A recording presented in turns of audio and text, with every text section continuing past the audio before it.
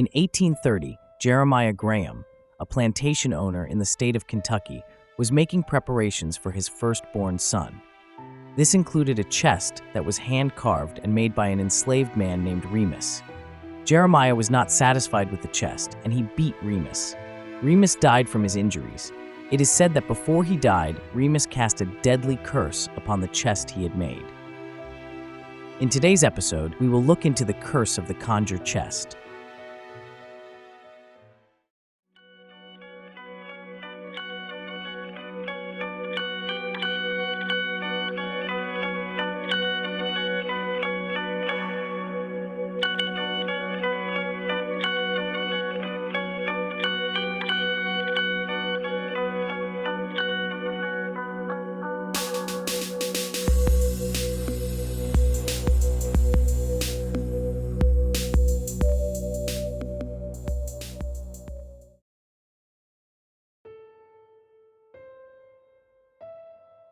On plantations in the South, there were many occupations held by slaves, from house servants through skilled craftsmen and field hands.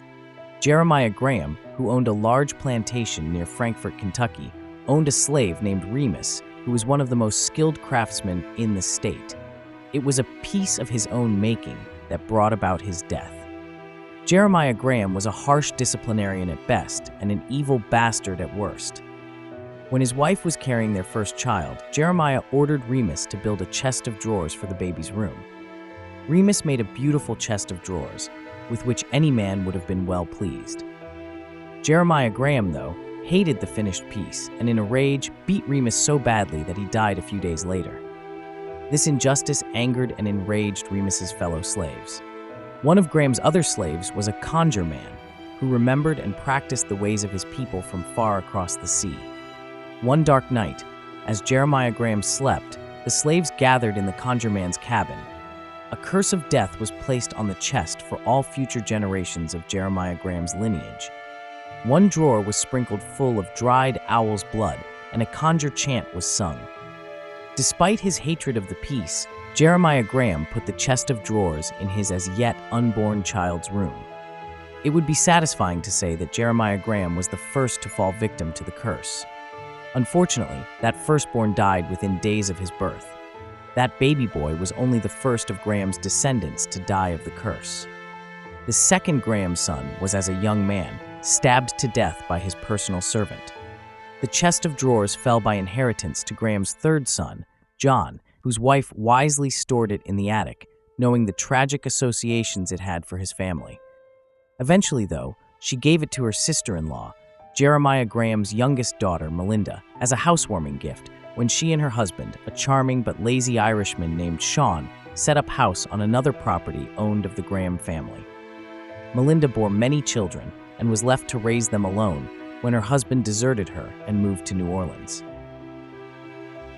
Melinda became the third victim of the curse, dying of worry and overwork while in her 30s. The Grahams received word shortly after her death that Melinda's husband, Sean, had been killed when a steamboat's gangplank struck him in the head. Jeremiah Graham and his wife, Ellie, adopted one of Melinda's orphans, a little girl named Evelyn. Evelyn married at 17. Ellie gave the happy couple the Conjure Chest, perhaps hoping that the previous deaths had only been coincidental. They weren't. Evelyn and her husband adopted a young orphan themselves, a girl named Arabella. Evelyn stored Arabella's wedding dress in the chest. Within months, Arabella's husband and her only child died within weeks of each other.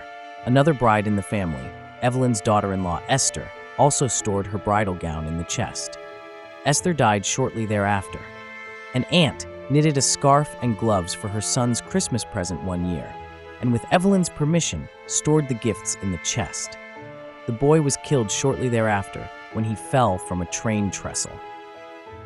One of Evelyn's biological daughters was deserted by her husband after storing some items in the chest.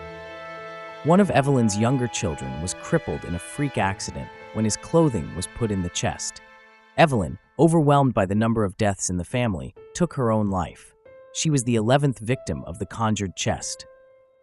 Eventually, sometime in the early 20th century, Evelyn's granddaughter, Virginia Carey Hudson, inherited the Conjured Chest. She scoffed at the notion of a curse on such a fine piece of furniture, until her firstborn died after her baby clothes were stored in the chest.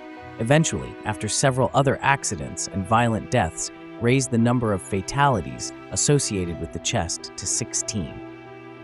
Virginia consulted an old friend of the family, a black woman called Annie, who was a conjure woman.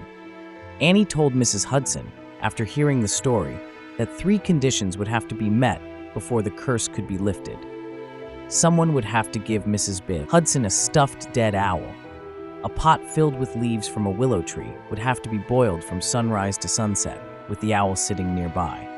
And then, the leftover liquid from the boiled willow would have to be poured into a jug, and the jug buried under a flowering bush, with the jug's handle facing east toward the morning sun. Within a short time, Mrs. Hudson got hold of an owl. She and Annie got together and boiled the willow leaves while the owl stood guard nearby, then buried the jug of willow liquid under a lilac bush, which at the time was in full bloom, with the handle facing east. They waited to see if the curse had been lifted.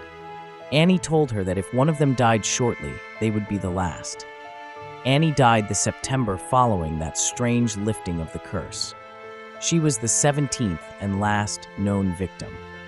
Mrs. Hudson's daughter, Virginia Main, was the last private owner of the chest. She never used it. After storing it in her attic for many years, she finally ended up giving it to the Kentucky History Museum in 1976, and there it remains. At last report, it had never been put on display, remaining in storage.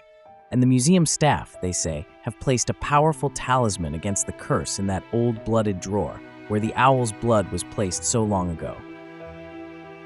A handful of feathers from an owl. This concludes today's episode of the Paranormal Report. If you enjoyed today's episode, please give us a thumbs up and consider subscribing to our channel. It is due to your continued viewership and support that we are able to bring you interesting and informative videos like this. The team here at the Paranormal Report really appreciates your support.